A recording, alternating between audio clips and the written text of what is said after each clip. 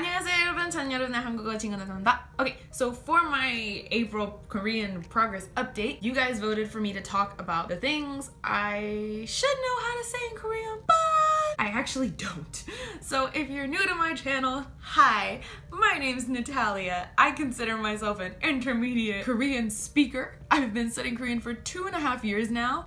One of those years I actually spent living in Korea as an exchange student. So there's a lot of things I should know how to say, but I don't. So I'm here to out myself today and talk about the things I don't know how to say. So let's go ahead and jump into it.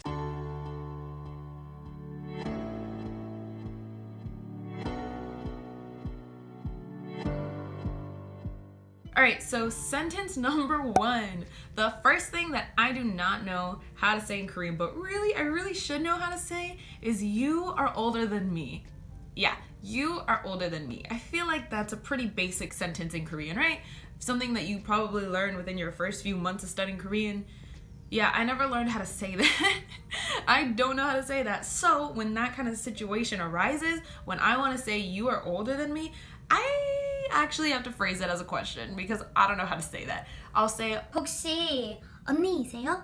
or 오빠인 줄 알았어요. So instead of saying you are older than me as a matter of fact, like I know, I have to pretend like I don't know their age and kind of indirectly ask them how old they are. That way they acknowledge, oh, I am older than you because I don't know how to say that. Sentence number 2. Okay, so in Korean, I've noticed that when my friends say they're gonna make ramen, they actually use the word to boil. And I don't actually know that word. I know it when I hear it, I recognize it, but I don't personally know this word. It's like 굴타 or kulta. I think it's one of those two. I don't actually know, so I don't use it. So when I want to say I'm gonna make ramen, I just say 난 라면을 먹고 싶어. or like 먹고 싶어요. instead of saying I'm going to make ramen because I don't know how to say that. I don't know how to say I'm going to boil ramen. So I just avoid the situation, say I want this. Sentence number 3, I need to charge my phone. So living in Korea, I feel like that's a basic. I should know how to say I need to charge my phone, but I don't. I don't know how to say that. So in the situation that I do need to say I need to charge my phone, I say 내 핸드폰 죽고 있어. I don't know if that's a common sentence in Korean now that I think about it, because I never heard any Koreans say my phone is dying. Do they use that? I don't know. I do. I think it got my point across, right? But if I really needed to say I need to charge my phone, I'll say 내 핸드폰 전기 주세요. sounds a little desperate, but at least it gets my point across, right? You understand that my phone is dying. My phone needs a charge. Sentence number 4 isn't actually a sentence, it's just a verb. To transfer subway lines. Yep, that's a verb and I don't know it. So living in Korea, they always had this verb in like big hangul on the wall in the subway stations. Meaning, if you need to transfer to whatever line, follow this red line. Yep, I saw it so often that my brain didn't learn it. My brain saw it, was like, that means to transfer. And I followed it, but I never actually learned it. So I know that it's 4 syllables. I know it starts with kar. I think it does. It starts with kar and it ends with da. And there's something, it's like kar, bong, bong, da. That's all my brain knows.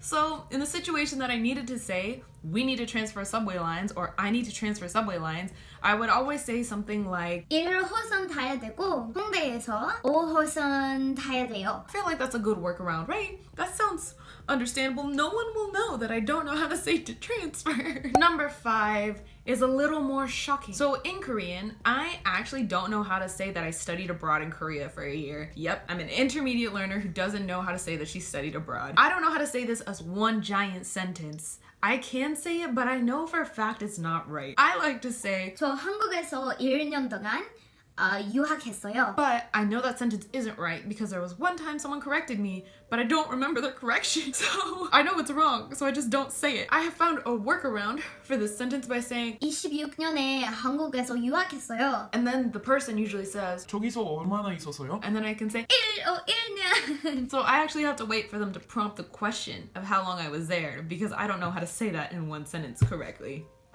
Good job, Natalia.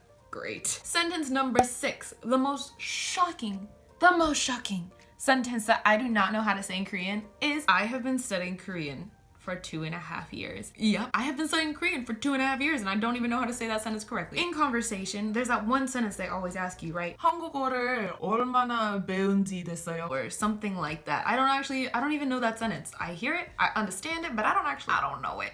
So there's that sentence, right? A lot of you probably already learned it. You're probably like, That was like my third lesson in Korean. and I'm like, I don't know. So basically, when this situation takes place, when this happens in a conversation, this is usually how it plays out. 안녕하세요. 네, 안녕하세요. 나탈리라고 해요. 네, 반가워요. 반가워요. 한국어 진짜 잘 하시네요. 한국어 배운 지 얼마나 됐어요? Ah, snap, crackle, pop. Okay. It had a G and 됐어요. Wait, hold on. 알아들었어요? 네, 알아들었어요. 그냥 틀린 말 쓸까 봐서 좀 생각해야 돼요. 네. 천천히 말해주세요. Just tell her the year. She can do the math. Yeah. She's smart. She can do that. 2016년에 한국어를 배우기 시작했어요. 그래요? 네. Oh, I really need to learn that grammar really badly.